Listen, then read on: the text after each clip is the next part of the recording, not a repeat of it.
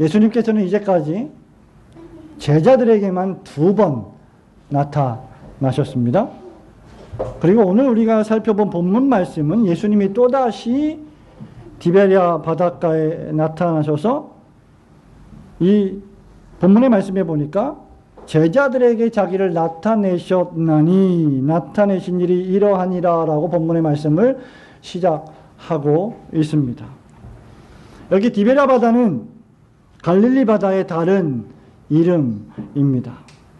그러니까 복음서 기자인 요한은 아예 작심하고 지금 예수님께서 의도적으로 3번째 제자들에게 나타나신 사건을 묘사하고 있습니다. 이활인 양, 손하율군, 예수님이 몇 번 나타나셨다고요?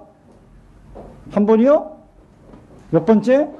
3번째. 그렇지. 아주 잘 들었어요. 자, 집중해서 잘 들어야 돼요. 이제 우리는 요한복음의 끝을 향해서 달려가고 있습니다. 오늘로써 요한복음 강해가 몇 번째인가요? 76번째 아니고 76번째. 76번째 설교를 하고 있고 아마도 77번 내지는 78번째가 마지막 요한복음 강해 설교가 될 것 같습니다. 지난주에 우리는 보지 않고 믿는 모든 믿음이 어떤 믿음이다? 복된 믿음이다. 보지 않고 믿는 것이 복되도다는 주님의 인자하신 음성을 들었습니다. 오늘 우리가 살펴보는 이 유명한 말씀도 우리에게 다른 것이 아니라 믿음을 촉진시키려고 기록된 말씀입니다. 2절에 보면 베드로를 필두로 해서 몇 명의 제자가 있었죠? 7명의 제자들이 있었습니다. 여러분들이 아주 주의 깊게 성경을 잘 읽고 계십니다. 여기에는 의심 많은 내가 손으로 만져보지 않고는 절대로 주님 부활을 못 믿겠다라고 했던 디두모라 하는 도마도 있었고 여러분이 잘 아시는 나다나엘도 있었죠. 1장에서만 등장하는 나다나엘. 그리고 세베대의 아들들인 야고보와 요한이 있었고 또 그 외에 몇 명이 더 있었어요? 2명의 제자들이 더 있었습니다. 그래서 더합 7명의 제자들이 함께 있었습니다. 그 가운데 행동대장 베드로께서 야! 이제 물고기 잡으러 가자. 이렇게 얘기를 하니까 다른 제자들도 함께 가겠다고 야 우리도 물고기 잡으러 가자. 야 낚시하러 가자. 물고기 잡자. 이렇게 하면서 함께 바다로 디베랴 호숫가로 나가서 낚시를 했다라고 기록을 하고 있습니다. 자, 베드로는 왜 물고기를 잡으러 갔으며 제자들은 왜 다 같이 베드로를 따라서 배에 올라가서 낚시를 하러 떠났을까요? 낚시하는 게 취미여서? 낚시하는 게 즐거워서요? 물고기가 그 띠를 물을 때 잡아채는 그 쾌감이 너무 행복해서였을까요? 신학자들이나 주석가들에 따르면 제자들이 물고기를 잡으러 간 이유를 2가지로 압축할 수 있습니다. 하나는 제자들의 불신앙 때문이었다는 것입니다. 부활하신 예수님을 2번씩이나 만난 제자들이라면 이제 옛날에 예수님이 하신 말씀, 예수님이 그들을 부르실 때 하셨던 말씀인 너희가 이제는 물고기를 낚는 어부가 아니라 사람을 낚는 어부가 될 것이다 라고 하는 말씀을 생각하면서 변화되어서 이제는 좀 복음도 전하고 선교도 하고 전도도 해야 되는데 그들이 여전히 믿음이 적어서 다시 생업으로 돌아갔다고 주장하는 것이죠. 또 다른 하나는 비록 예수님이 십자가에 못 박히고 돌아가셨고 다시 살아나셨고 몇 번째 지금 이날 빼고 몇 번째 나타나셨어요? 제자들에게? 2번이나 나타나셨음에도 불구하고 이번이 3번째임에도 불구하고 여전히 제자들은 주님을 만났지만 먹고 살아야 하는 현실 문제를 안고 있었다. 당연히 가만히 앉아서 누가 물고기 잡아주지 않으니까 가만히 앉아서 누가 삼시세끼 밥 주지 않으니까 나가서 물고기를 잡으러 간 것이 아니냐라고 말을 하고 있습니다. 예수님의 부활이 놀라운 일이었고요. 대단한 일이긴 했지만 제자들 대부분은 여전히 가난했고 예수님의 부활의 능력이 자신들의 삶에 별로 현실감 있게 이해되지 않았던 것입니다. 그렇게 보면 예수님을 만나서 신앙생활을 했던 그 당시의 제자들이나 오늘 우리가 믿음으로 예수님을 만난 여러분들이나 별반 차이가 없을 것입니다. 어쨌든 우리가 어떤 견해를 취하든 본문의 말씀은 제자들이 만난 현실을 보여주고 있습니다. 여러분이 예배를 드리고 여러분이 하나님을 찬양하고 여러분이 주 예수 그리스도의 구속의 은혜를 감격하고 뜨겁게 기도하고 눈물을 흘리며 기도하지만 여전히 여러분이 이 예배당을 떠나나가면 휴식하면서 내일부터 또 열심히 일을 해야 되는 현실에 맞닥뜨리고 있습니다.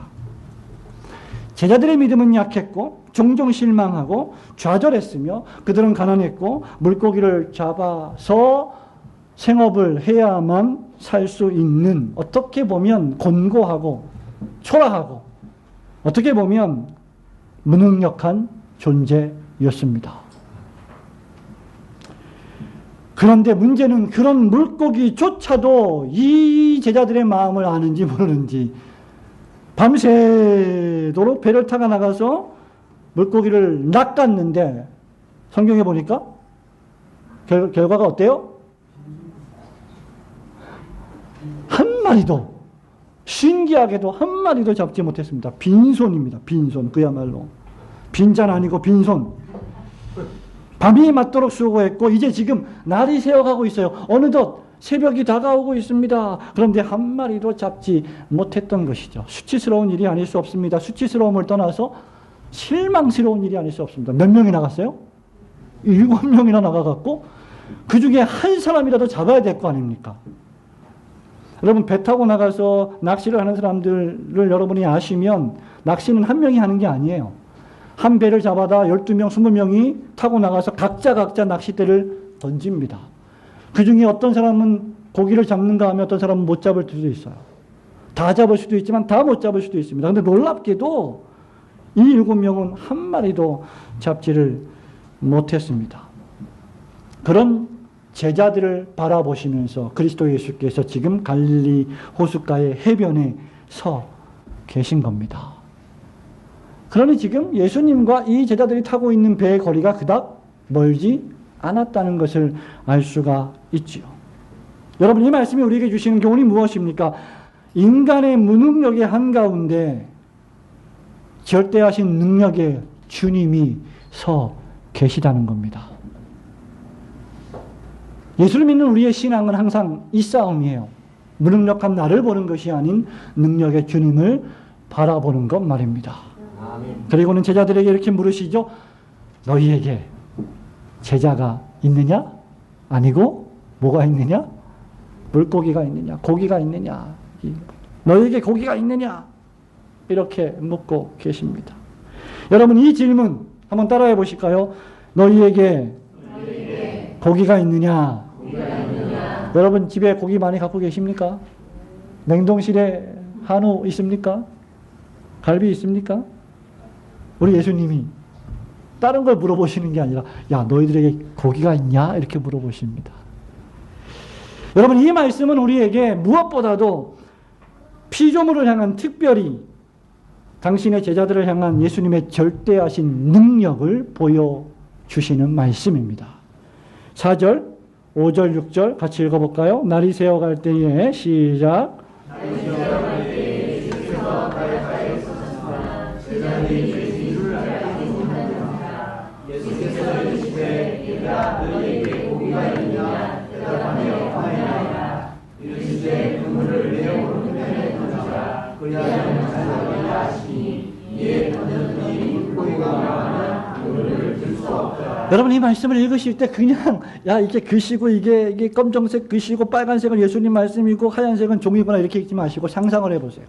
지금 여러분이 디베랴 호숫가에 있다고 생각을 하시면서 상상을 동원해 보십시오.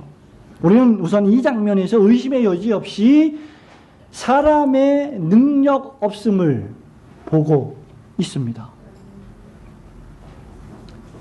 무려 7명의 제자들이 그물을 던졌고 낚시를 했지만 그들은 아무것도 얻지 못했습니다. 여러분, 이것은 참으로 놀라운 일이 아닐 수 없죠. 깜짝 놀라야 될 일입니다. 왜냐하면 저와 여러분이 바다에 나가서 낚시를 해서 한 마리도 못 잡았다 그러면 우리는 욕먹을 사람이에요? 아니에요. 우리는 낚시에 대한 전문가들이 아닙니다. 물고기에 대한 전문가가 아니에요.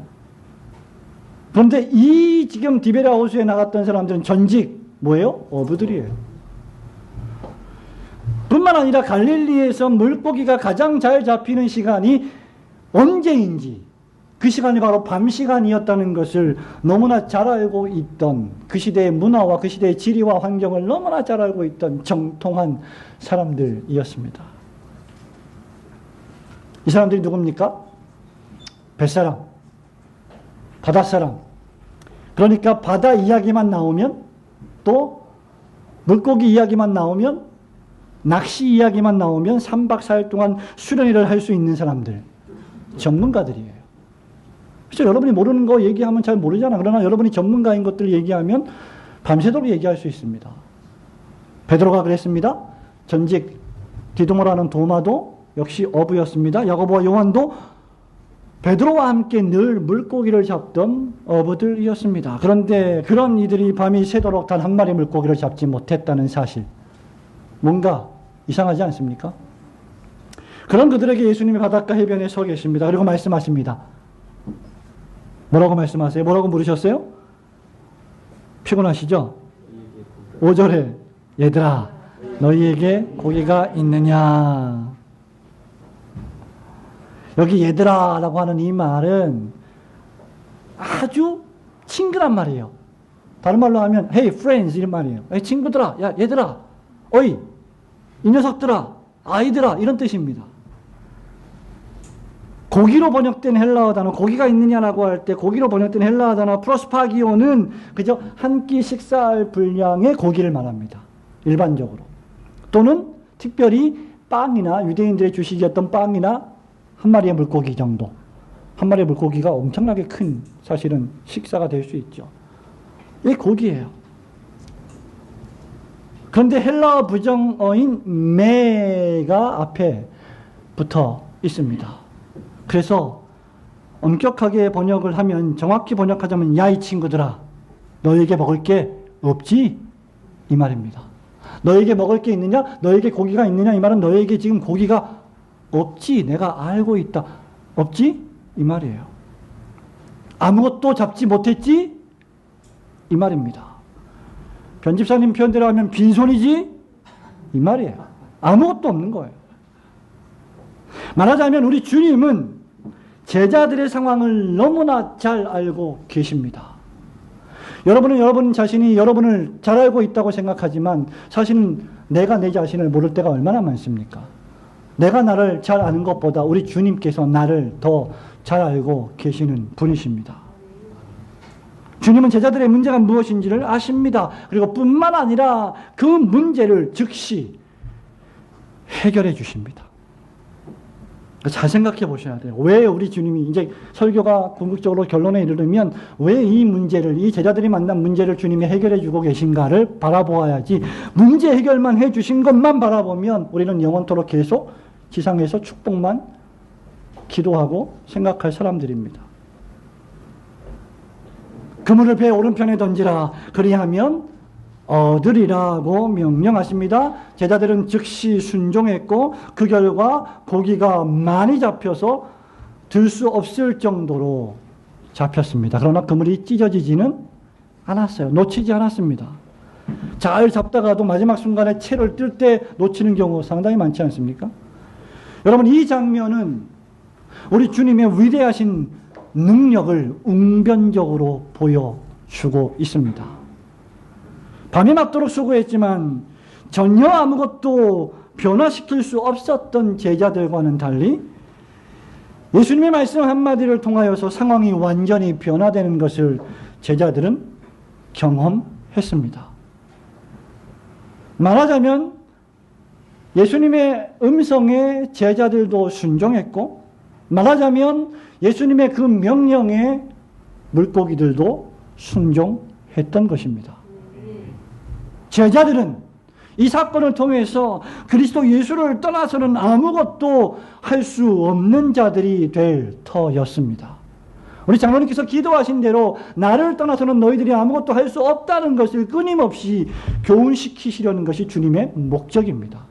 그런 과정들을 통해서 믿음을 자꾸 키워 나가시는 것이죠. 그래서 믿음이 그토록 중대한 것입니다. 마가복음 9장 23절에서 예수님이 이렇게 말씀하시죠.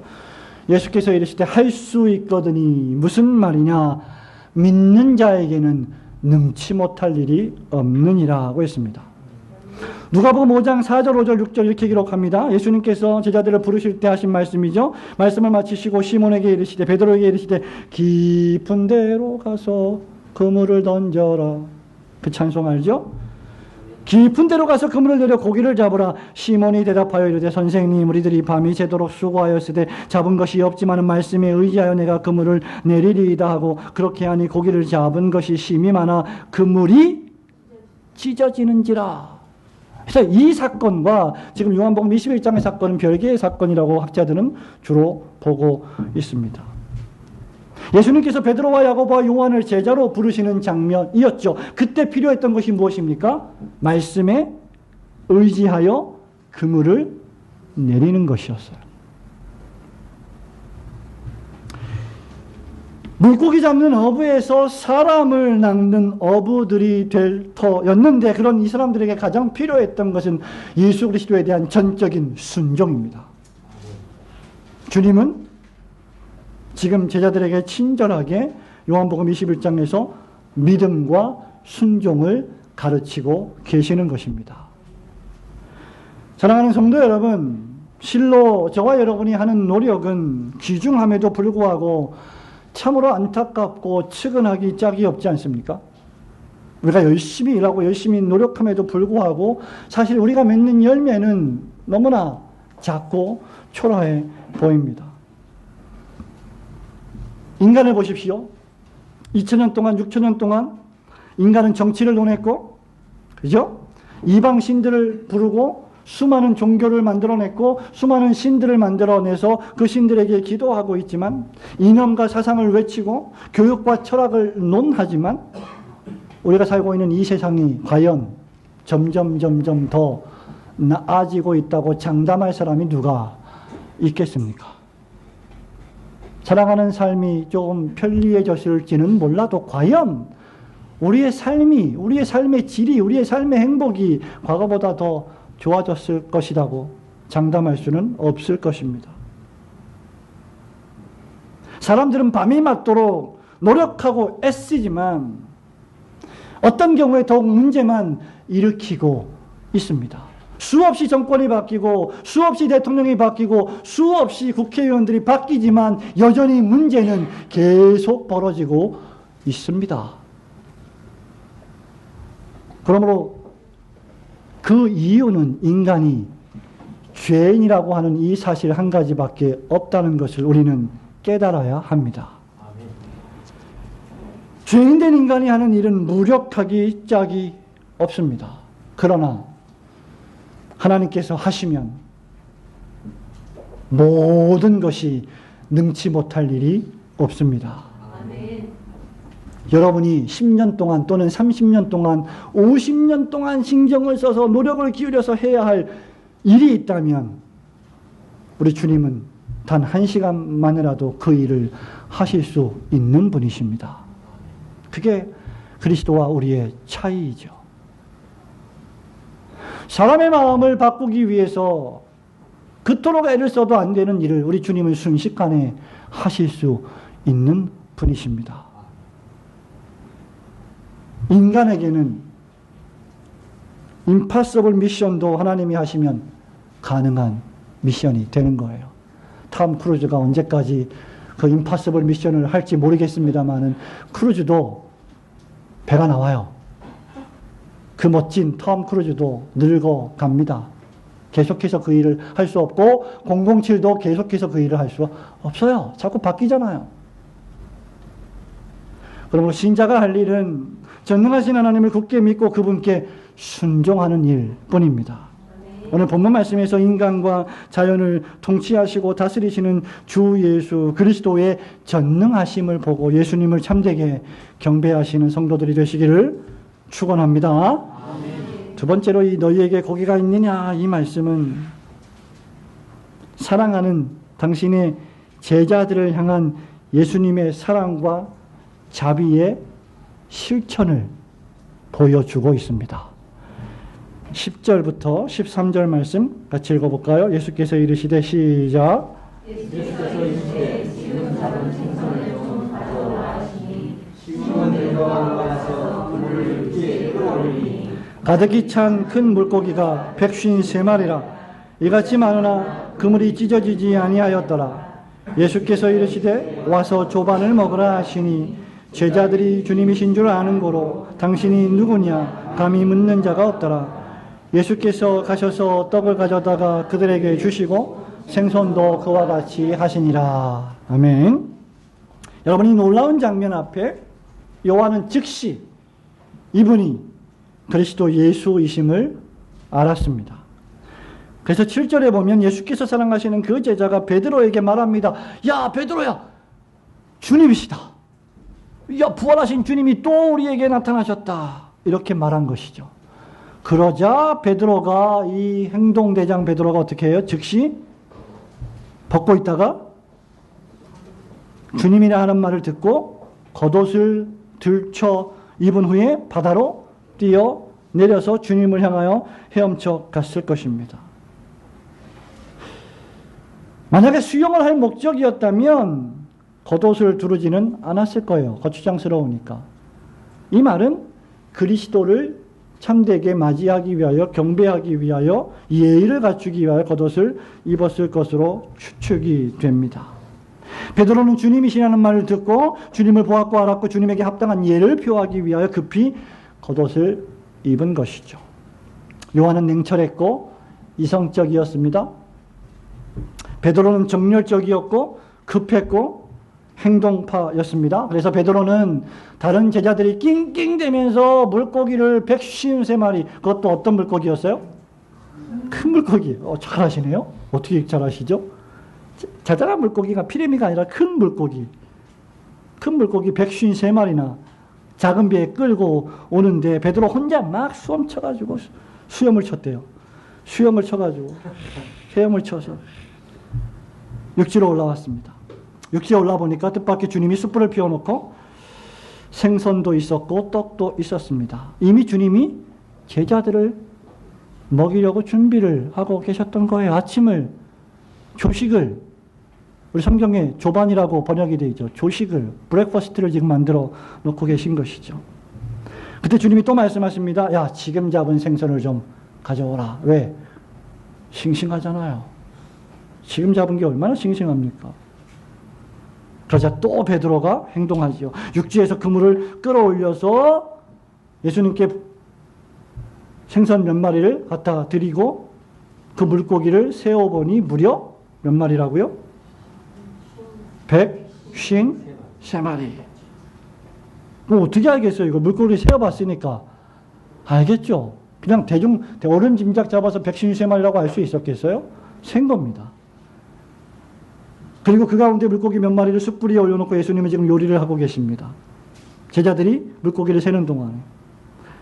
여러분, 예수님은 냉철하고 이성적인 요한도, 또 급하고 충동적이며 감정적인 베드로도 동일하게 사랑하시는 주님이십니다.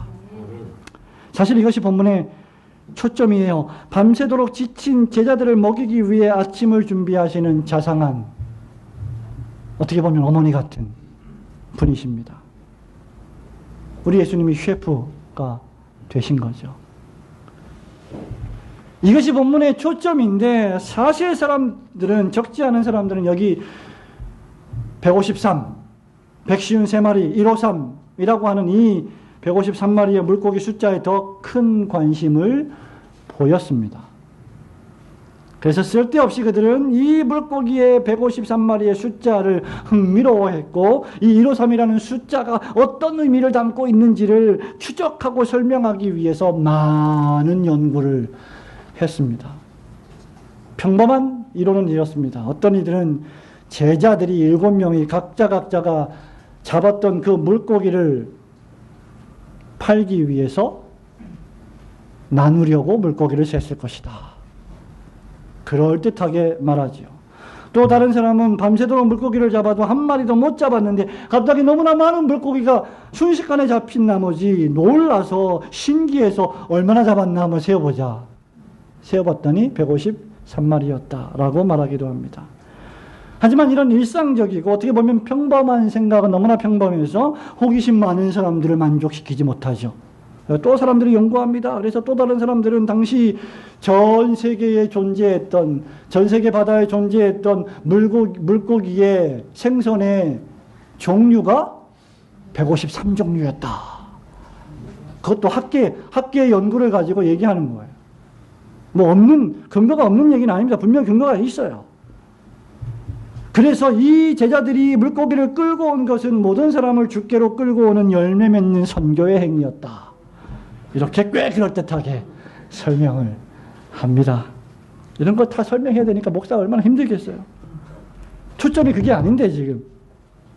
또 어떤 사람들은 수학적으로 접근하지요. 153이 저는 수학을 제일 싫어했는데 수학이 정말 미웠는데 153이 17의 삼각수라고 말합니다. 뭔 말인지 저는 모르겠어요. 저는.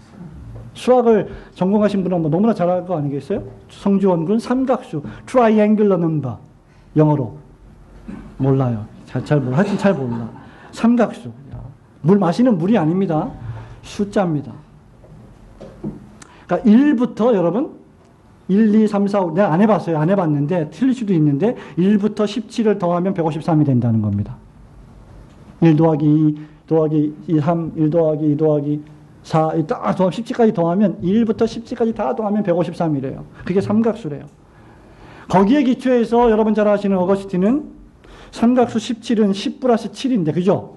10 플러스 7은 17이잖아요. 10은 10계명을 의미한다. 7은 하나님의 7영을 의미한다. 라고 주장하기도 했습니다. 그럴듯해요. 멋져요. 매력적이에요. 이렇게 얘기하는 게 쉬워요.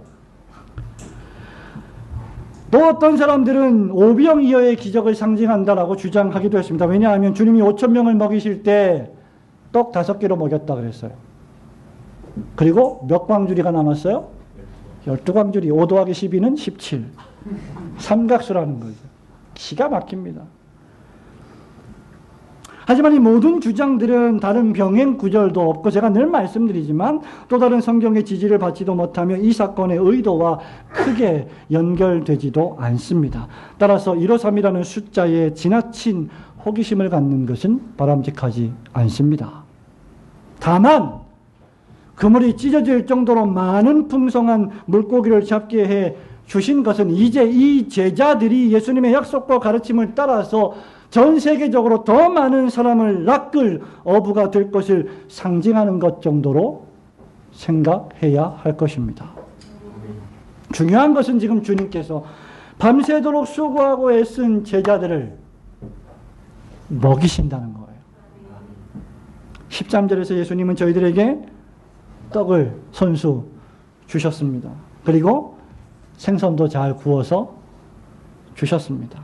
아마 그 당시에 예수님도 이런 삶에 많이 익숙해져 있었을 것입니다. 그리고 제자들하고 수시로 선교여행을 다니면서 물고기도 잡고 하지 않았겠습니까?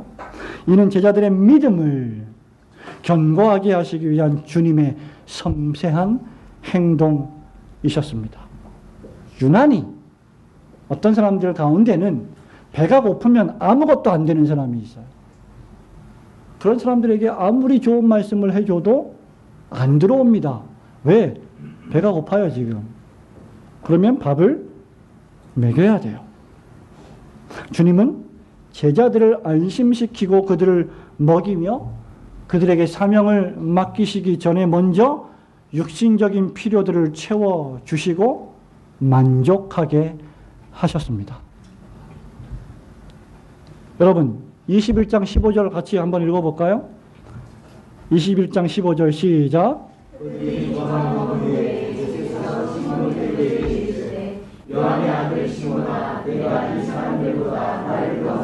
하시니 거기까지. 예? 베드로에게 야 베드로야 너 이 사람들보다 나를 더 사랑하는 건 맞냐? 라고 물으시는데 그 사명을 맡기시려고 물으시는 거 아니에요? 그걸 물으시기 전에 뭐 하셨어요? 조반을 먹은 후에. 우리 주님은 진짜 멋진 분이십니다. 베드로에게 내 어린 양을 먹이라, 내 어린 양을 치라고 명령하실 때도 조밥 먹은 후에, 즉 아침 식사를 든든히 하게 하신 후에 그렇게 하셨습니다. 우리 주님은 그저 인색하게 명령만 하시는 분이 아니십니다. 우리 주님은 감정도 없고 동정심도 없고 사랑도 없는 구두쇠가 아니십니다. 우리 주님은 제자들의 필요가 무엇인지 정확히 알고 계셨고 그들의 약점이 무엇인지, 그들의 필요가 무엇인지, 그리고 그것을 책망하고 비난하기보다는 채워주시는 분이십니다. 제자들이 잘 먹어야 그들이 주님의 양머리들을 먹일 수 있기 때문입니다. 그래서 여러분들이 잘 드셔야 돼요. 여러분들이 잘 말씀을 받아 먹어야 합니다. 지도자들이 해야 할 일 가운데 하나가 무엇일까요? 어떤 지도자이든, 국가의 대통령이든, 한 조직의 수장이든, 한 사업체의 사장이든, 누구든지 간에 한 가족의 가장이든 지도자들이 해야 할 일 가운데 하나는 무엇일까요? 말은 적게 하고 먹이는 것을 잘하는 것입니다. 나라의 대통령이 해야 할 가장 큰 일 가운데 하나가 국민들이 편안하고 안전하게 잘 살고 먹게 하는 일입니다. 그래서 아무리 다른 일에 성공해도 경제정책에 실패하면 지지율이 막 떨어지게 되어 있어요. 어느 정부가 정권을 잡아도 말입니다. 동서고금을 막론하고 진리인 격언이 하나 있습니다. 그게 뭐냐면 말은 적게 하고 지갑은 크게 열라. 별로 은혜를 안 받으시는군요. 저도 죄송한 말씀이지만 어느덧 나이가 들었는지 그렇게 나이 안 들어 보이죠. 정색을 하시네. 나이가 들었는지 사람들이 많이 찾아와요. 제자들도 찾아오고 전도사님도 찾아오고 후배들도 찾아옵니다. 청년들도 찾아오고. 그런 사람들이 적지 않습니다. 우리 교회에 찾아오는 자들이 많이 있습니다. 그래서 제가 가능하면 입은 적게 열고 지갑은 크게 열려 그러는데 쉽지가 않아요, 이게. 네. 지갑을 열어주면서 말도 얼마나 많이 하는지 보내고 나면 되게 미안한 거 있죠. 근데 그런 말을 들으려고 왔지만 그래도 성도 여러분, 우리 교회 생활을 한번 돌아보시기 바랍니다. 우리는 저마다 가르치려 들고 고치려 들고 지적하려고만 하지는 않는지 돌아보셔야 됩니다. 과연 나는 지갑은 열지 않고 입만 여는 사람이 아닌지. 여러분, 그럴 때는 별로 나에게 유익이 많이 안 돌아와요. 근데 말은 적게 하고 지갑은 크게 열어서 많은 이들을 먹이면 그들이 그 마음을 다 알아줍니다. 산 증인이 계시잖아요, 저기. 예? 우리 예수님은 당신의 마음의 지갑을 크게 열어서 제자들을 먹이고 계십니다. 당신의 사랑과 자비를 실천하셨습니다. 말과 혀로만이 아니요 행함과 진실함으로 사랑하셨습니다. 나아가 친구를 위하여 목숨을 버리면 이에서 더 큰 사랑이 없듯이 주님께서는 우리를 친구 삼아 주시고 우리를 위하여 대신 죽으셨습니다. 그것이 얼마나 큰 사랑과 자비의 실천입니까? 여러분들도 주님을 본받아 주의 제자들과 동료 그리스도인들을 늘 풍성히 먹이고 대접하시는 사랑의 사람들이 되시기를 주님의 이름으로 축원합니다. 제가 알기로 우리 교회는 알게 모르게 그렇게 사랑으로 대접하는 성도들이 많이 있다는 것을 알고 있습니다. 성도 여러분, 말씀을 맺습니다. 예수님은 제자들에게만 세 번째 나타나셨습니다. 21장 14절에 보니 이것은 예수께서 죽은 자 가운데서 살아나신 후에 세 번째로 제자들에게 나타나신 것이라고 했습니다. 여기 나타나신 것이라는 이 말씀은 21장을 시작하는 1절을 보시면 디베라우스에서 또 제자들에게 자기를 그 다음 나타내셨으니 나타내신 일은 이러하니라라는 단어와 동일한 단어인데 이 단어는 능동형이 아니라 수동형으로 기록이 되었어요. 말하자면 예수님은 나타내진 바 되었다. 보여진 바 되었다. 나타내지시고 보여지셨다. 일종의 계시를 의미합니다. Revelation. 밝히 벗겨서 알려주시는 겁니다. 그리스도 예수께서 죽음 가운데서 부활하신 이 놀라운 일을 실제로 나타내시고 보이심으로 확실하게 알려주신 것입니다. 이는 온 교회를 향하여 예수님의 부활이 확실하심을 보여주고 있습니다. 그래서 14절은 예수께서 이것은 죽은 자 가운데서 살아나신 후에 세 번째로 제자들에게 나타나신 것이다 라고 기록하고 있는 것이죠. 그리고 이는 이미 우리가 지난주에 살펴본 바와 같이 우리의 예수께서 하나님의 아들 그리스도이심을 우리로 하여금 믿게 하려 하며 또 믿고 그 이름을 힘입어 생명을 얻게 하려 하심 위함이었다는 것입니다. 그리고 더 나아가 그 이름을 힘입어 복음을 전하고 주님의 어린 양을 먹이며 교회를 목양하고 섬기게 하시기 위함이었습니다. 나아가 온 세계에 복음을 전하는 선교 사역을 위함이었습니다. 그리고 그 다음에 시작되는 것이 사도 행전이죠. 예루살렘과 온 유대와 사마리아와 땅끝까지 이르러 나의 증인이 되는 사역 말입니다. 그러므로 너희에게 고기가 있느냐는 이 주님의 말씀은 너희 자신을 의지하지 말고 나를 의지하라는 주님의 사랑스러운 음성이십니다. 너의 힘으로는 되지 않고 너의 능으로도 되지 않으며 오직 주님의 성령으로만 된다는 주님의 상냥한 음성이십니다. 성도 여러분, 이번 한 주 동안 다음 주에 성찬 예식을 거행할 텐데 이번 한 주 동안 이 예수님의 이 말씀 너희에게 고기가 있느냐는 말씀을 붙들고 깊게 묵상하시면서 은혜를 계속 누리시는 성도들이 되시기를 주님의 이름으로 축원합니다. 아멘.